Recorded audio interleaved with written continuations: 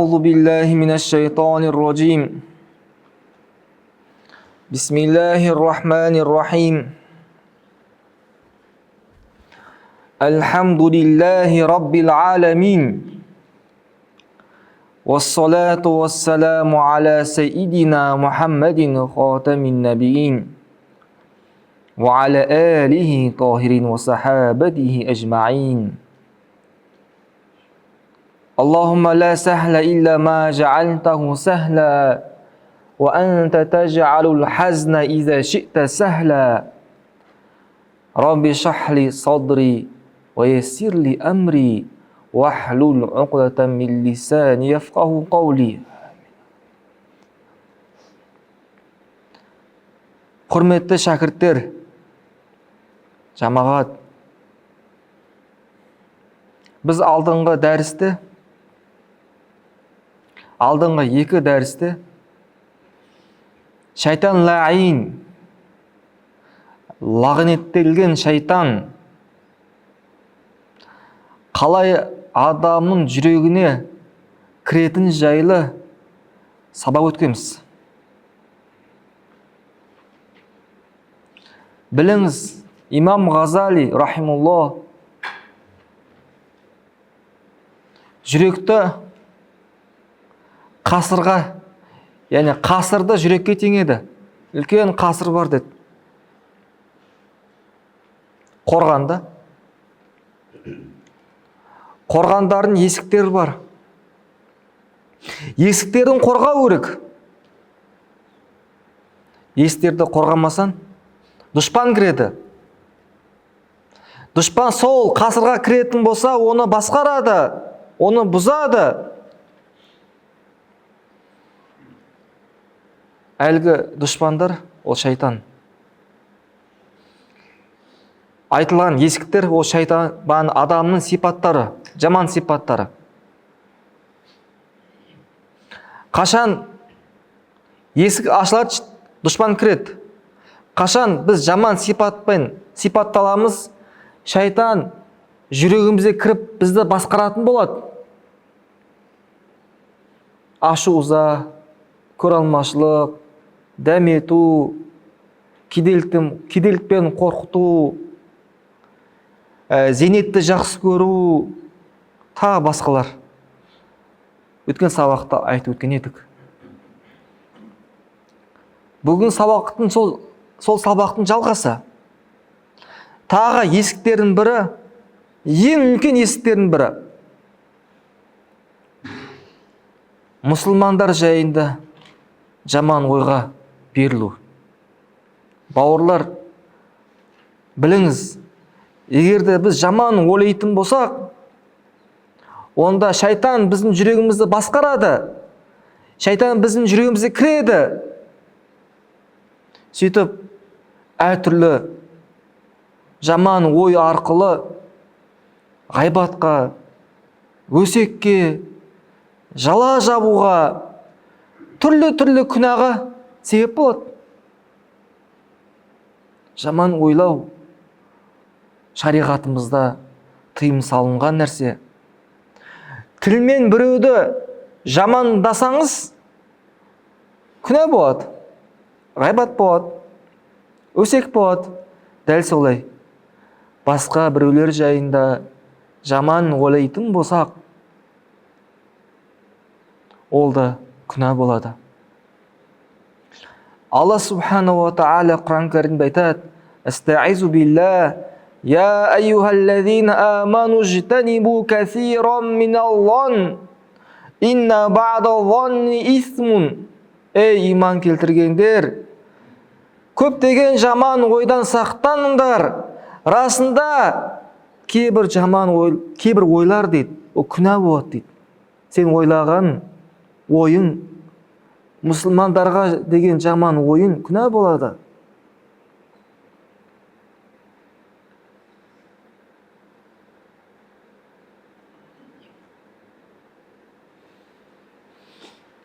Қараңыз, имам Ғазали әдемі ереже келтіреді. Өте әдемі. Егерде бір нәрсені көрсеңіз, ол нәрсені жақсылыққа жорамалдау мүмкін болатын болса, онда жақсылыққа жорамалдау керек дейді. Мүмкін болса. Қалай? Тіпті былай мысал келтіреді ғой. Бір кісінің аузынан арақтың иісі шығып тұр дейді. Иісі шығып тұр. Енді осы нәрсені жақсылыққа жорамалдауға бола ма? Айтыңдаршы. Болады. Қалай жорамалдаймыз? Мүмкін ол аузын шайған шығар. Мүмкін ол байқамай ішіп қою мүмкін. Мүмкін ол сол арақты аузына салғаннан кейін тәубе етсе, ішпесе, түкіріп жіберді.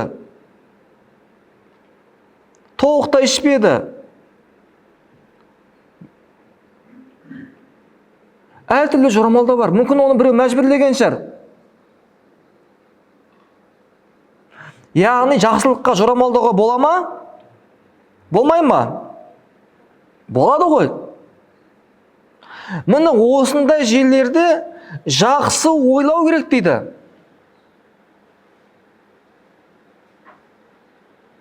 Біз өкінішке орай жақсы ойлай алмаймыз ше. Жаман ойлаймыз. Тек қана жамандық ойлаймыз. Құрметті бауырлар, не үшін біз жаман ойлаймыз? Өйткені жүрегіміз күнәмен қапталған да. Күнәмен қапталған. Адамның жүрегі бұзылатын болса, ойы бұзылады.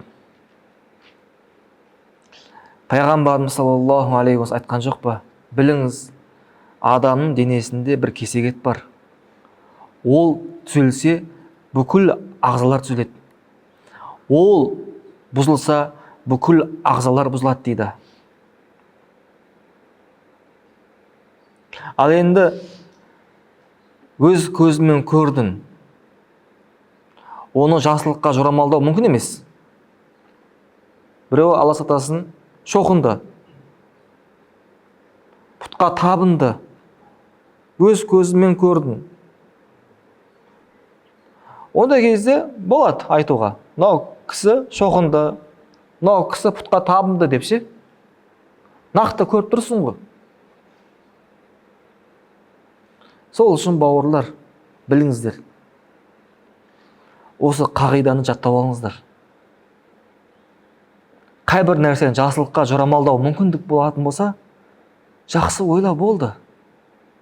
Енді қараңыз. Егер сіз бір кісінің жамандықтың үстінде көріп қалдыңыз да, сырттай жамандық. Және ол жайында сіз жақсы ойладыңыз. Бұл мүмкін былай шығар, мүмкін былай шығар. Ғалымдардың сөзі секілді. Ғалым не дейді? Мұсылманнан 70 үзір дейді, ізде дейді. Бұл негізі хадис емес екен, бауырлар. Хадис емес. Мұсылмандардың 70 үзір ізде. Егер сен үзір іздедің, жорамалдадың, жақсы ойлағандығы үшін сауапқа кенелесің. Сауап болады. Ол негізінде шынында арақ ішу мүмкін да, бірақ шынында бір қылмыс істеп қойса, сіз ол нәрсені жақсылыққа жорамалдауға мүмкін ба? Мүмкін. Ол жайында жақсы ойласаңыз, болды. Сауапқа кенелесіз. Ол шынымен де ол жамандық не істеп қойса да. Ал енді сіз ол жайында жаман ойласаңыз, ол шынында жамандық істетті. Сіз бәр сауапқа кенелмейсіз. Күнә болады. Бәрібір күнә болады. Не үшін? Жаман ойлағандық үшін. Пайғамбарымыз саллаллаху алейхи ва саллям айтады: Ияка ва занна фа инна занна акзабул хадис. Жаман ойдан сақтаныңдар, өйткені жаман ой не? Сөздің ең жалғаны, сөздің ең жалғаны. Түсініңіздер ма, бауырлар? Бір таңғалатын нәрсе бар ше. Аға, таңғалатын нәрсе бар ғой. Біз керісеміз еді. Соншалықты жүрегіміз бұзылған бар ғой. Соншалықты жүрегіміз бұзылған. Адам құлшылық жасаса, жақсы ойды болу саған міндет. Бір адам құлшылық жасаса, ол құлшылығында кемшілігі бар. Мынау кісі рияқор, жағымпаз деп жаман ойлаймыз бар ғой. Ол күнә нәрсе емес. Ол құлшылық та. Бір кісінің медресе салуы мүмкін, мешіт салуы мүмкін, намаз оқуы мүмкін, нәпіл намаз, Құран оқуы мүмкін ше. Әдемі дауыспен адамдардың алдында да енді. Сол жайында жаман ойлаймыз ғой. Жаман ойлаймыз. Сенің ақын жоқ, жаман ойлау. Ақын жоқ сен. Сен оның жүрегін жарып көрдің ба? Қараңыз, пайғамбарымыз саллаллаху алейхи уассалам заманда бір сахаби соғыста қойынды. Бір кісіні ла илаха иллаллах деген үшін өлтіріп тастайды. Соғыс жатыр, қылышын көрді, болды мен ла илаха иллаллах деп исламды қабылдадым дейді ғой енді. Әлгі сахаби жоқ, бұл қорыққандығы үшін немесе құтылу үшін айтты деп ойлап өлтіріп тастады. Әлгі сахаби күмәнға түсіп қалды. Әлбетте, мен қалайша ла илаха иллаллах деп айтқан кісіні өлтірдім деп ше. Пайғамбарымыз саллаллаху алейхи уассаламға барады. Айтады, я Расулалла дейді. Осындай соғыста бір кісі ла илаха иллаллах деп айтты, мен өлтіріп тастадым дейді. Мен ойладым, менен бір қашу үшін, құтылу үшін айтты деп ше. Пайғамбарымыз не дейді білесіздер ме? Хәллә шақақта қалбах дейді. Жүрегін жарып көрдің ба дейді. Хәллә шақақта қалбах, жүрегін ашып көрдің ба дейді. Пайғамбарымыз саллаллаху алейхи қатты ашуланған екен. Өте қатты ашуланған. Өйткені пайғамбарымыз саллаллаху алейхи жеке өз нәпсі үшін ашуланбаған, ақиқат үшін қатты ашуланған екенді. Жаман ойлама. Мұсылмандар жайында жаман ойлама. Біз керінше құлшылық жасаса да жаман ойлаймыз ғой. Ол сенің жүрегің бұзылған. Жүрегің бұзылған белгісі.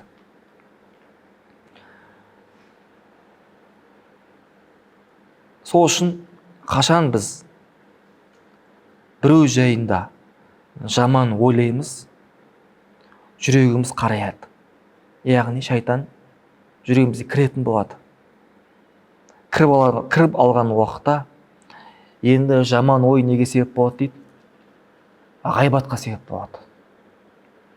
Оны көрсе, қандай хәлінде көретін болса, оның жамандыққа жорамалдайды енді ше.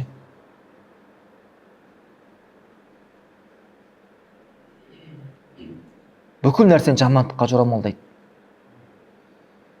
Оны ғайбаттай бастайды. Оның ақысын өтемейді.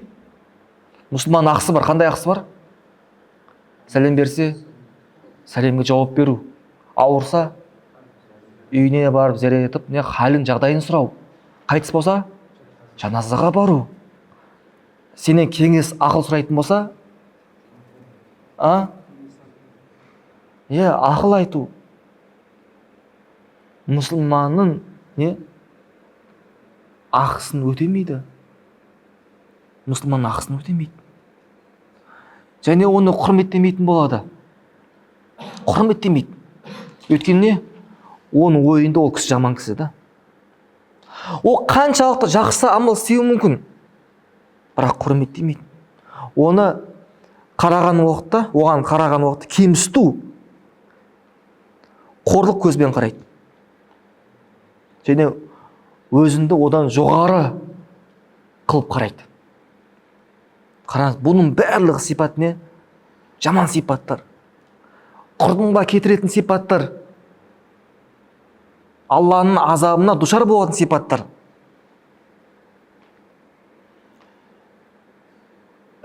Пайғамбарымыз саллаллаху алейхи уассалам айтады: иттақу мавади'ал тухам дейді. Тухам орындан сақтандар. Тухам деген күмәнға алып баратын орындан сақтандар дейді. Түсіндіремін. Бізде екі нәрсе керек, бауырлар. Біліңіз. Бірінші, мұсылмандар жайында жаман ойламау керек. Екінші, жаман ойға себеп болатын нәрселерді жасамау керек. Түсінді ма? Жаман ойға себеп болатын нәрселерден сақтану керек. Екі нәрсе керек. Мүмкіндік болса деген ғой. Мүмкіндік болса. Осыған орай имам Ғазали былай келтіреді. Пайғамбарымыз саллаллаху алейхи уассалам София бинту Хай радиаллаху анха, яғни пайғамбарымыз София анамызбен Шамнан мешіттен шығады. Кеш батқан. Қасынан екі сахаби өтеді. Сәлем береді. Екі сахаби. Сөйтіп кетеді. Бұрылып артқа қарай. Пайғамбарымыз саллаллаху алейхи айтады: екеуің келіңіздер дейді. Қасындағы София анамыз таныстырады. Бұл София бинту Хай. Түсінді ма? Бұл София дейді. Менің әйелім дейді. Әлгі сахабалар айтады: ей Алланың елшісі, сіз жайында тек қана жақсылық ойлаймыз ғой дейді. Пайғамбарымыз саллаллаху алейхи айтады: арасында шайтан сендердің мынау қан жүретін жерлерде жүреді дейді. Мен сендер үшін қорықтым дейді. Шайтан сіздерді азғырып қояма деп, жаман ой салама деп, сіздер үшін қорықтым дейді.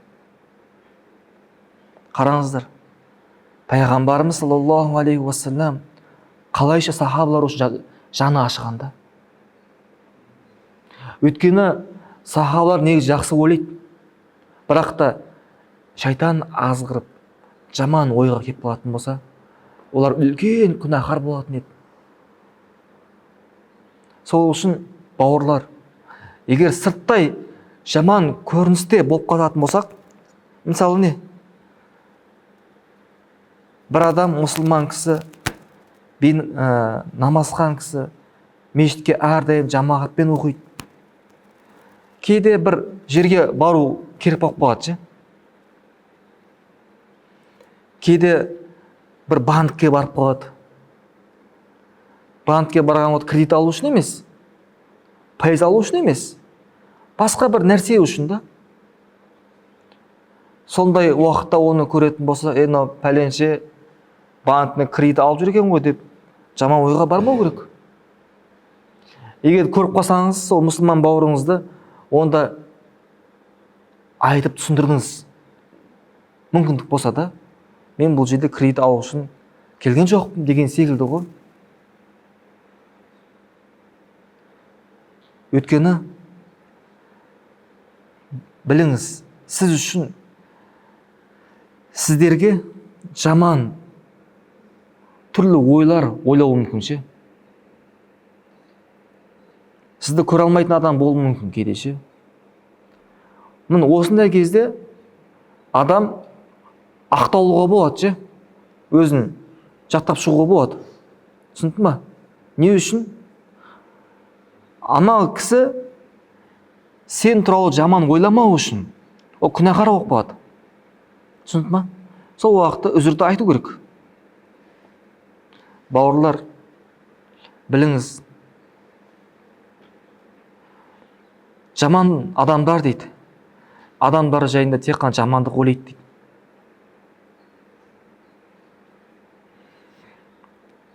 Олар адамдардың айыбын, кемшілігін іздейді. Сол үшін олардың жүректері бұзылған дейді. Бұзылған жүректен осындай жаман ойлар шығады. Енді қайсы бір мұсылман кісі мұсылманның үзірін іздейтін болса, ол жайында жақсы ойда болатын болса, оның жүрегі сау екен белгісі. Ал мұнафық дейді, адамдардың айыбын, кемшілігін іздейді. Осыған орай Ибн Араби әдемі мысал келтіреді. Былай айтады: қанекей дейді, фақихтер мысық жайлы жақсы ойда болғандай, адамдарда жақсы ойлар болса ғой дейді да. Былай ғой. Яғни фақихтер дегеніміз мысық. Егер де сіздің көз алдыңызда тышқан аулайтын болса, аузы қан болады ғой. Одан кейін артынша су ішетін болатын болса, ол су не болады? Нәжіс болады. Оны пайдалануға болмайды. Дәрет алуға болмайды. Киім жууға болмайды. Нәжіс болады. Егер сол мысық үйінің артынан айналасына айналып келетін болса, қайтып сол суды ішетін болса, онда ол су таза болады. Таза болады. Не үшін? Өйткені біз мысық жайын жақсы ойлаймыз да, мүмкін аузын сүрткен шығар деген секілді бар ғой. Кәнекей дейді да, фақихтер мысықтар мысық жайында жақсы ойлағандай дейді да, қарапайым халық мұсылмандар жайында жақсы ойласа ғой дейді. Өкінішке орай, бауырлар, мұсылмандардың айыбын іздейміз, кемшілігін іздейміз. Бірақ та өзіміздің қарамаймыз да. Сен кімсің? Шейх Ибн Атауилла Сакандри былай айтады: нағыз бақытсыз адам біреудің кемшілігін іздеп, өзінің кемшілігінен соқыр болған кісі дейді. Адам бірінші алдымен өз-өзін дұрыстау керек. Өз-өзінің айыбын іздеу керек.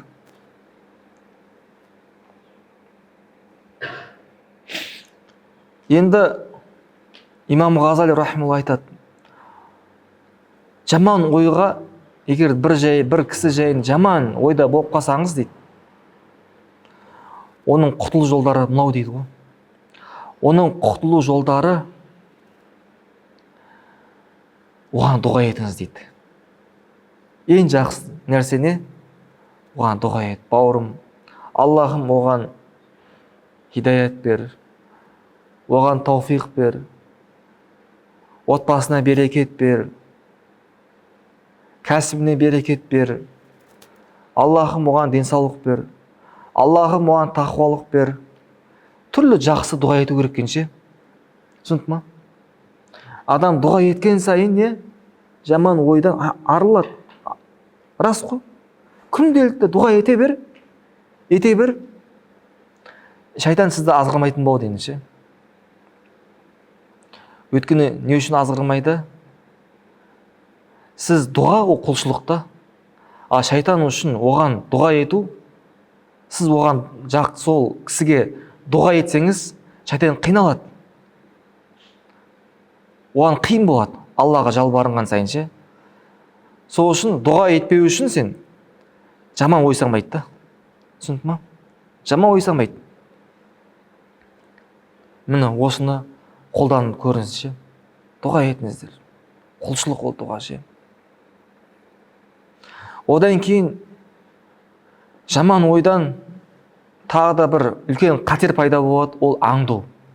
Оля тәжәссәсу дейді Алла Тағала. Аңдымаңдар дейді ше. Бір адам жайында бір жаман ойлайтын болсақ, оның бәрін кемшілігін аңдаймыз. Әрбір нәрсені кемшілікке жорамалдаймыз. Әрбір нәрсені қателікке жорамалдаймыз бар ғой. Субханалла. Алла хидаят берсін бізге ағайынды. Не, аят. Мұны осында түрлі жаман ойлар келеткен. Бауырлар, мұны есіктер жалпы, есіктер көп. Негізгі есіктер осылар ғой. Біз енді сабақтарды, Құдай қаласа, жеке өтеміз, толықтай мухликат бабын толықтай инша Аллаху Тағала бітіреміз. Енді имам Ғазали сұрақ қояды: шайтанның уәсуасынан қалай құтыламыз? Пайғамбарымыз саллаллаху алейхи ва саллям айтпай ма, егер де сізді азғыратын болса, онда не?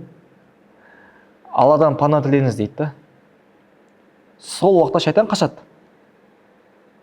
Дұрыс па? Немесе ла хаула ва ла қуввата илля билла дейсің. Ла хаула ва ла қуввата илля билла. Аузу биллахи минаш шайтанир раджим деп айтасың. Дұрыс па? Бірақ бауырлар, жүрегімізге түрлі уәсуас келеді, азғыру келеді. Алланы еске алсақ та, шайтан жүрегімізден кетпейді. Орындығы болған. Сондай бола ма? Болады ондай. Қанша аузу айтсаң да не? Шайтанның уәсуасы кетпейді. Не себепті кетпейді? Осыны имам Ғазали рахимахуллах былай түсіндіреді. Мысалы қараңыз, мысалмен түсінікті болатын шығар. Сіз үйге келсеңіз, үйіңізде ит бар дейді да. Ит бар. Қолыңызда бір пакет ет болатын болса, үйге кірген уақытта ит сізге жабысады. Сіз кет бар, кет деп айтсаңыз, ит кете ма? Кетпейді. Сол пакетке не жабыса береді. Енді қолыңызда еш нәрсе жоқ та, үйге кірген уақытта ит сізді көрсе, кет деп айтсаңыз, ол не істейді? Кетеді. Өйткені қолда ештеңе жоқ, дұрыс па? Бұның мысалы былай ғой, әлгі ет күнәға теңеген имам Ғазали. Әбден жүрегіміз қарайғанда, шайтан жүрегімізді орнығып алғанда, ол бір рет, екі рет айтумен кетпейді. Аузу билля деп бір рет, екі рет айтумен кетпейді. Көп зікір ету керек ше. Ал екінші мысал дейді, жүрегі таза, жүрегі нұрланғанда. Ондай кісінің жүрегінде шайтан келуі мүмкін, бірақ шайтан жүрегіне ішіне кіріп алмайды дейді. Сыртында жүреді дейді. Сыртында ше. Азғырады ол. Ювасвису фи. Не? Адамның көкірегіне не істейді? Азғырады дейді. Сол әлгі жүрегін шетіне келеді. Түрлі ой салады да, Алланы еске алған уақытта қашып кетеді. Қашып кетеді. Яғни хадис кімдер үшін айтылған?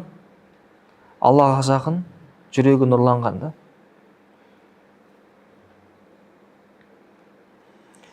Не істейміз енді? Қалай жүректі тазартамыз? Біріншіден қараңыз, зікір тақуалықпен бірге пайда береді. Зікір тақуалықпен бірге пайда береді. Егер тақуалық болмаса, қаншалықты зікірді Алланы еске алатын болсан, пайдасы аз болады. Пайдасы жоқ демеймін, бірақ пайдасы азырақ болады. Имам Ғазали керемет мысал келтіреді. Былай ғой, мысалы қараңыз. Бір кісі сахар не болып ауырды да. Дәрігер айтты: мынау дәрілерді ішесің, дәрілерді. Бұл дәрі саған қашан пайда береді дейді. Егер де диета сақтасаң дейді, диета. Мысалы не? Күріш, қамыр тамақ жемейсің, тәтті жемейсің деген секілді бар ғой. Диета сақтаумен бірге мынау дәріні ішетін болсаң, күнделікті қалдырмай, сол уақытта саған дәрі пайда береді деп айтады. Енді әлбетте Алланың жаратуымен ғой енді. Түсінді ма? Дәл солай болған. Әлгі зікірлер, ла илаха илlallah, субханалла дегені тақуалықпен бірге.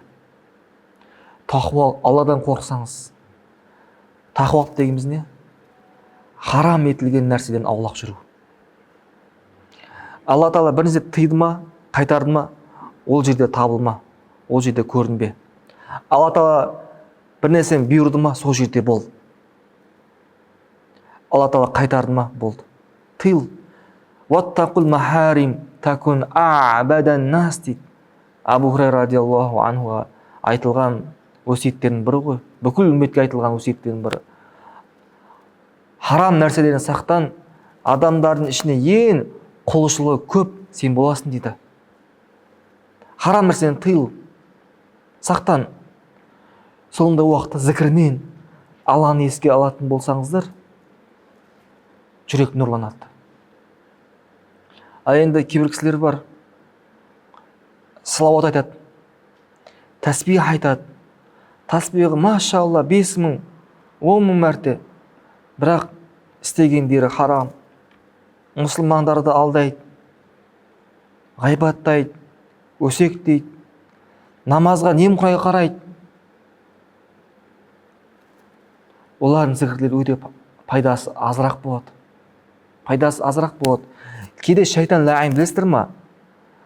Құлшылықпен де азғыру мүмкін ше. Сен салауат айт дейді, күндіз түні, бірақ намаз оқымақ қой дейді. Сөйтіп ол, Алла тағала, шайтан оған салауат айтуға, немесе истиғфар, бағанғанда зікірлер айтуға жеңілдік беріп қояды. Жеңілдік. Сол құлшылықты жасауға бағанды құлшылықпен азғырады. Құлшылықпен азғыру арқылы саған жеңіл болады сол құлшылықтар ше. Зікірлер. Шайтан солай азғыру мүмкін. Алайда бірінші Аллаға жақындайтын ол парыз амалдармен. Біз біріншіне Аллаға қалай жақындаймыз? Парыз амалдармен жақындаймыз. Одан кейін кете береді. Уәжіп, сүннет деген секілді.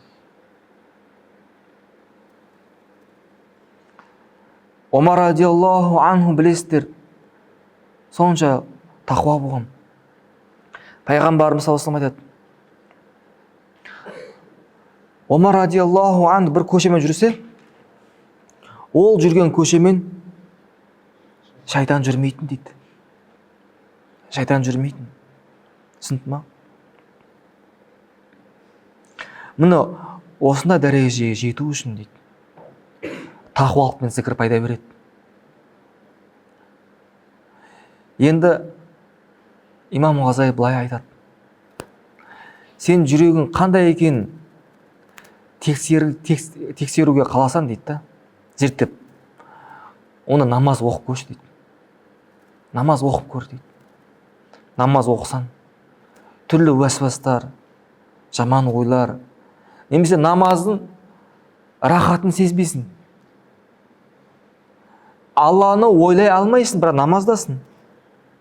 Ойын түрлі басқа жерде, базарда, үйде. Мұны осынан байқауға болады. Кімнің жүрегі қандай екен? Шейх Ибн Атауилла Сакандари былай айтады. Егерде 2 рақат намаз оқысан дейді, сол намаздың ықыласын, ләззатын, рахатын сезбейтін болсан, сенің тәубең қабыл болмаған дейді. Сенің тәубең қабыл болмаған дейді. Өйткені күнә құлшылықтың ләззатын тосып қояды дейді. Құлшылықтың рахатын тосып қояды. Зікір тақуалықпен бірге пайда береді. Егер тақуалық болмаса, түрлі харам нәрсені істей беретін болса, зікірдің көп пайда таппайсың. Бұл неге ұқсайды дейді? Дұға. Кейде дұға жасаймыз, дұғамыз қабыл болмайды. Өйткені дұғаның шарттары бар. Дұғаның қабыл болу шарттары бар. Дәл солай. Сен зікір, Алла тағаланы еске алу, сол жүрекке пайда беру үшін оның шарттары бар. Ол шарттары не? Тақуалық. Дәл солай. Дұғаның қабыл болу шарттары бар. Күнәні тастау керек деген секілді. Ішіп жеген нәрсені халал болу керек деген секілді. Осыған орай Ибрахим ибн Адхам үлкен әулие кісі ғой. Ибрахим ибн Адхам білесіздер. Кезінде үлкен өкіметтің адамдардың бірі болған. Бай кісі болған. Кейін дүниені тастап сұлулыққа бет бұрады. Ибрахим ибн Адхам үлкен ғалым. Оның жазылған кітаптары жоқ ше. Бірақ та оның тақуалығы, жасаған еңбектері ғалымдар атаған. Ғалымдар кітап болып жазылғанда. Ибрахим ибн Адхамның өмірбаянын келтірген, тақуалығын келтірген. Соның бірін айтсақ, Ибрахим ибн Адхам бір күні судың бетінде қалқып тұрған нан бар ғой, соны жейді ғой. Соны жеп отқан уақытта сол өкіметтің адамдары келеді. Ибрахим ибн Адхамды көреді ғой. Ей, сен бұл жағдайың қалай дейді. Сен қазір сол патшаның қызметінде болғанда, қазір сен жағдайың біз секілді аттың үстінде шапанымыз қымбат шапан киінетін едім дейді. Қымбат көлігім болатын еді.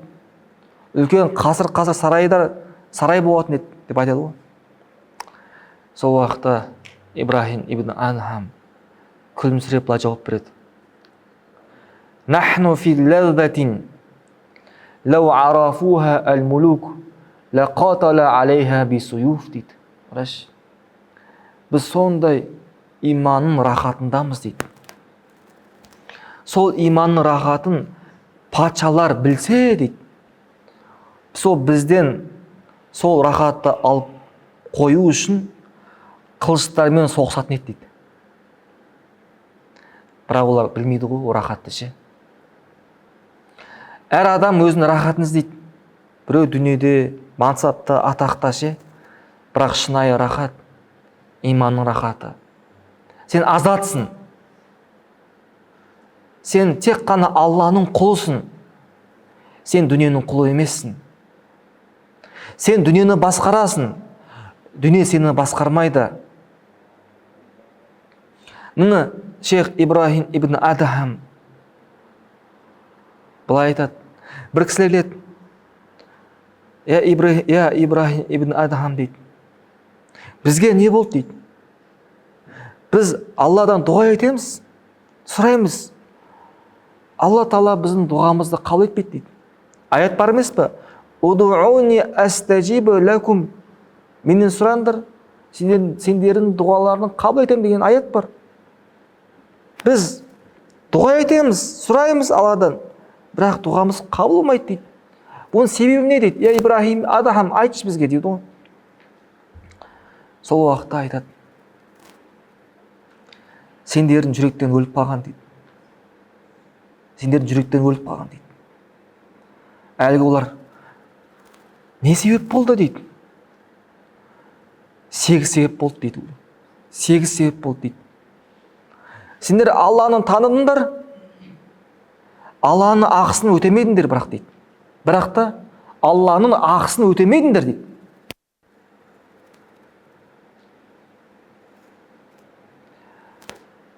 Имам Ғазали тағы да әдемі мысал келтіреді. Субханалла. Алланың есімін бәрін жаттаймыз ғой біз. Дұрыс па?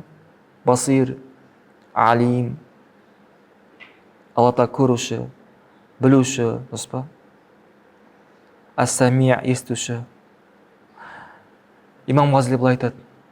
Кімде-кім бұл сипаттарды жаттап амал қылмаса дейді.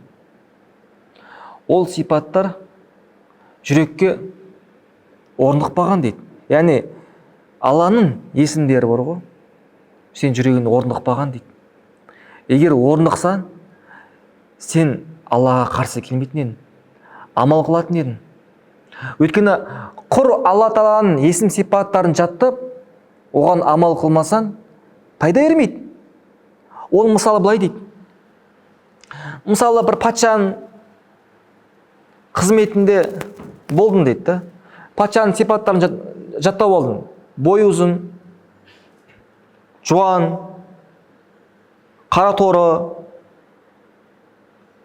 Бүкіл сипаттарын жаттап алдым да патшаның да. Бірақ патша әмір берсе, бұйрықтарын орындамайсың. Орындамайсың да. Сөйтіп айтса, мен бүкіл сіздің сипаттарыңызды білем деп айтса, ақталса солай. Пайда бере ма? Патша оны істейді, жазалайды. Мен сипаттарым жаттаған не істейін дейді. Не? Мен бұйрықтарымды орындамайсың дейді. Дәл солай дейді имам Ғазали. Алла Тағаланың сипатын жаттасақ, сәмиғ деп жаттадың ба? Осыған амал дейді. Жүрегіне орнықсын дейді. Сәмиғ естуші. Алла Тағала бәрін естіп тұр. Сөйлеген сөздің бәрі естіп тұр. Құлаппен ниетіңнен Алла Тағала естіп тұр бәрін. Басир, Алла Тағала көріп тұр. Жалғыз қалсам да, адамдардың алдында болсам да, Алла мені көріп тұр. Осындай Алла Тағаланың сипаты жүрегіне орнықса дейді, сен күнә істей алмайсың дейді. Алим, Алла Тағала білуші. Жүрегімде қандай ой бар екен білуші. Мен бір құлшылықты ықыласпен орындап жатырмын ба, немесе рия бар ма білуші. Не істейді? Толықтай күнәні тыйылады дейді. Түсінді ма? Кейін Құран оқисыздар дейді, Құран. Бірақ Құранның үкімдеріне амал қылмайсыздар дейді. Айтасыздар, ғайбат харам деп айтасыздар. Немесе Құранды оқимыз. Әрбір өсекшіге, ғайбатшыға өкініш болғанда аят оқимыз. Бірақ өзіміз не? Ғайбат айтамыз. Өзіміз ғайбат айтамыз. Айтамыз. Құран оқимыз. Құрандағы бұйрықтарды оқимыз. Бірақ өзіміз орындамаймыз. Құрандағы тыйымдар бар. Оны оқимыз, бірақ не? Сол күнәдан тыйылмаймыз дейді. Кейін былай айтады. Сіздер айтасыздар, Алланың елшісін жақсы көрем деп. Бірақ Алланың елшісінің сүннетіне амал қылмайсыздар дейді. Пайғамбарымыз саллаллаху алейхи уассаламды жақсы көреміз деп айтасыздар, бірақ сүннетіне амал қылмайсыздар дейді. Ал сахабалар білесіздер ме? Соншалықты пайғамбарымыз сүннетіне өте ынтық болған, өте жақсы, кемел түрде орындаған ше. Анас ибн Малик пайғамбарымыз саллаллаху алейхи вассалам естиді ғой, асқабақ жақсы көргенін ше. Асқабақ. Анас радиаллаху анху деді, маған қандай тағам ұсынылса дейді, мен асқабақ жасап беруін өтінетін едім дейді. Не үшін? Пайғамбарымыз саллаллаху алейхи вассалам жақсы көргендігі үшін дейді. Енді қараңыз, бұл ғалымдар былай айтады. Мысалы, мен асқабақ өмір бойы жемейтін болсам, маған күнә жоқ, айыпталмаймын. Түсінді ма? Бірақ сондай Анас радиаллаху анху пайғамбарымыз саллаллаху алейхи вассалам жеген тағамдарына да не? Сүннетіне ілескен да. Сүннетіне ілескен. Сенде айтасыңдар, өлімнен қорқам деп, бірақ өлімге дайындалмайсыңдар. Өлімге не? Дайындалмайсыздар дейді. Пайғамбарымыз саллаллаху алейхи вассалам Әл-кайису ман дана нафсаху ва амиля лима ба'дал маут дейді. Шын ақылды кісі күнделікті өзіне есеп беріп, өлімнен кейін нәрсеге дайындалғандар дейді. Яғни қиямет күніне дайындалғандар дейді. Сіздер айтасыңдар, инна шайтана лакум адуун фаттахизуху адуа. Расында сендерге шайтан дұшпан қылынды. Алла айтады, шайтан дұшпан қылып алыңдар деп айтасыздар. Бірақ шайтанмен дос боласыздар дейді. Күнә істейсіздер. Сендер айтасыздар, тозақтың отынан қорқамыз деп. Бірақ өздеріңіз сол отқа ұмтыласыздар дейді. Өздеріңіз отқа лақтырасыздар дейді. Пайғамбарымыз саллаллаху алейхи вассалам айтады. Мен Сендермен мысал дейді. Бір кісі түнде от жақты дейді. Сөйтіп көбелектер жиналып, өзін отқа лақтырады дейді. Мен дәл солай сендерді қайтарамын дейді оттан ше. Сендер өздерінің өз қолдарыңызбен отқа лақтырасыздар дейді. Сіздер айтасыздар жәннатты жақсы көремін деп, жәннатқа амал қылмайсыздар. Пайғамбарымыз саллаллаху алейхи вассалам айтады, жәннат көңілге ұнамайтын нәрсемен қоршалғанда, нәпсіге ұнамайтын. Ал тозақ не? Көңілге ұнайтын нәрсемен қоршалған. Біз білеміз, бірақ амал қылмаймыз.